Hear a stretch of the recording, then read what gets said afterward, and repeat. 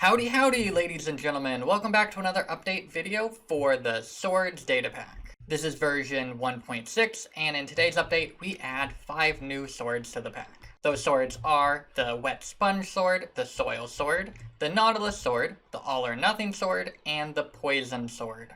If this happens to be the first More Swords video you have seen, go check out our other showcase videos on the pack. There's an iCard to a playlist in the top right. Alright, to get things started, we're going to need a custom crafter. To get that, we take a dropper facing upwards and we drop a crafting table on top.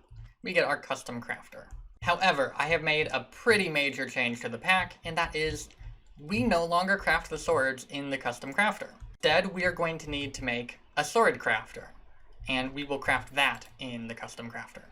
As you might know, I've been working on adding advancements with crafting recipes in them. So we can go to the More Swords page, and you can see that there is a sword crafter, and this is the recipe right there.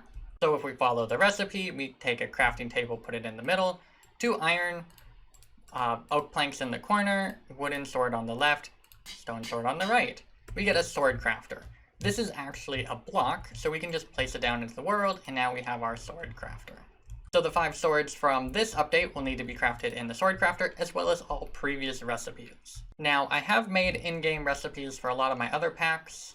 However, More Swords is going to take a little while because it does add like 35 swords at this point, and each recipe takes quite a while to add in-game. I do spend a whole lot of my time making these packs, and if you do want to show your support, you can always support us on Patreon. Donations of any amount really do help me out and will allow me to continue making the quality data packs that you enjoy. So if supporting me financially for $1 or more a month is something you are reasonably able to do, I would greatly appreciate your support. Alright, so let's actually craft some of these swords. The Wet Sponge Sword is made with 2 wet sponges and a stick. We have the Soil Sword, made out of dirt. The Nautilus Sword, nautiluses and a stick. And then we have the All or Nothing Sword, that's a netherite sword and a wooden sword. We get this sword. And then finally we have the Poison Sword. It is 2 poison potions, these are poison 2. We have Pufferfish at the middle, Poisonous Potato at the bottom, and Spider Eye at the top. My bad. This is an upgrade for a diamond sword, so you place diamond sword in place of the stick. So what exactly do these swords do? Well, the Wet Sponge Sword only deals 2 damage. However, it says it deals massive damage to hydrophobic mobs. If we summon an Enderman, which to my knowledge is the only hydrophobic mob, you'll see that it takes a fair amount of damage. In fact, we can one-hit kill Enderman with this sword. Anyway, if I did miss out on mobs that do take damage in water, I think there might be 1 or 2 in the Nether update. Please let me know, and I'll definitely add them to the list. Anyway, if we summon in a hostile mob, like the Husk, you'll see, while it does splash her with water, Husks do not take damage from water, and so you take quite a few hits to actually kill it. Alright, so next up is the Nautilus Sword. This sword deals 4 damage, same as a wooden sword. Nautiluses are kind of hard to come by without either killing a lot of drowns or fishing, so I figured I'd make this one decent. Of course, being a wooden sword isn't all that useful, but it is actually coated over a diamond sword. That means if we spawn in a hostile mob, you'll see that this sword has a tremendous amount of durability, same as a diamond. However, it also gets more powerful when you are in water. So if we spawn in a Husk, you'll see it gets a special effect on it, and it does a little bit more damage. It's not a massive increase, because I didn't want the sword to be overpowered, but it is definitely something. Now, if you've watched most of the videos in this series, you might know we already have a sword that deals more damage in water. That is the Prismarine Sword. However, though these 2 swords are kind of different in that this sword does 4 damage by default, and then gets a bit of a buff. Also, you have to be in water for the Nautilus Sword to work. Meanwhile, the Prismarine Sword does 0 damage, but does massive damage to mobs that are in water. So, they're kind of the exact opposite.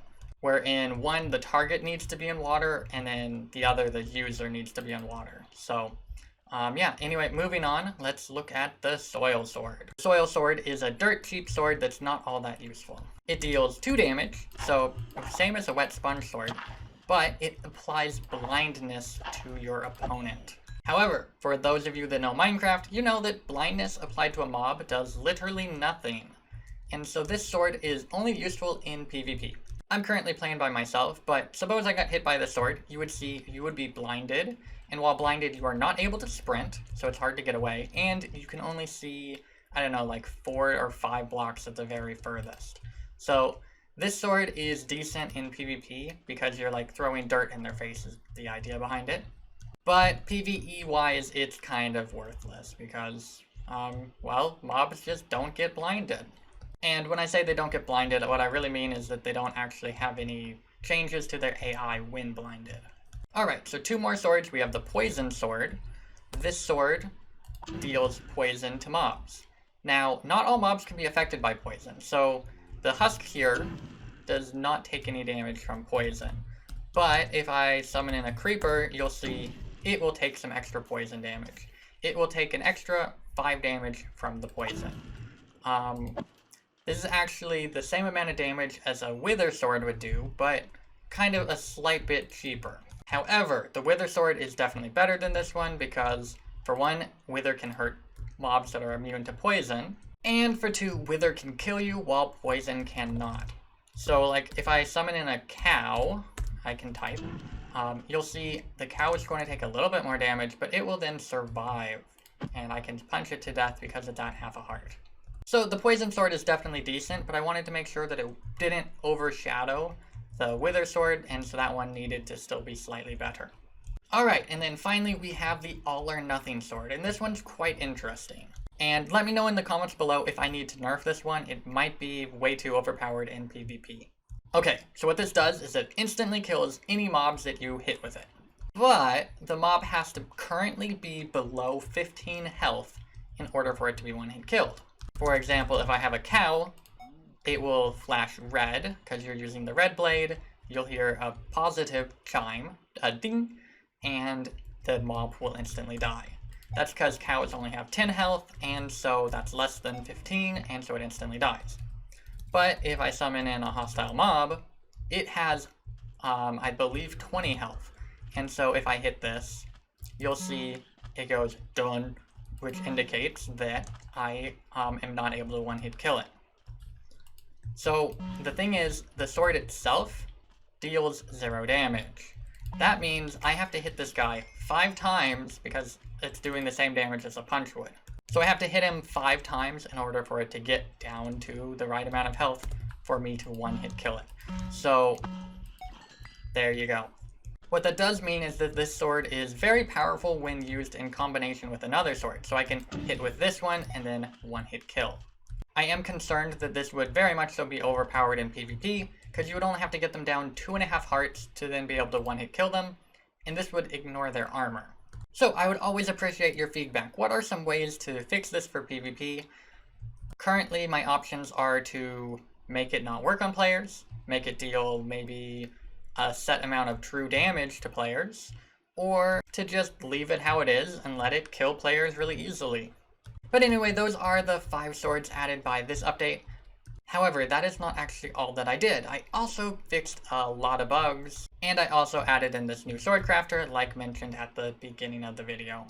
Also, it's worth noting, we now have a full inventory of swords, 36 swords in this pack. But I'm not done adding swords. I still have 20 swords on my to-do list, and would appreciate any ideas that you have for new swords. Feel free to leave them in the comments, or join our Discord and leave them in the suggestions channel. Oh, and by the way, I fixed the slime sword. I got a whole lot of feedback about it being broken, and so I'm glad to have this working again. And I'm sure Sigils will enjoy it as well.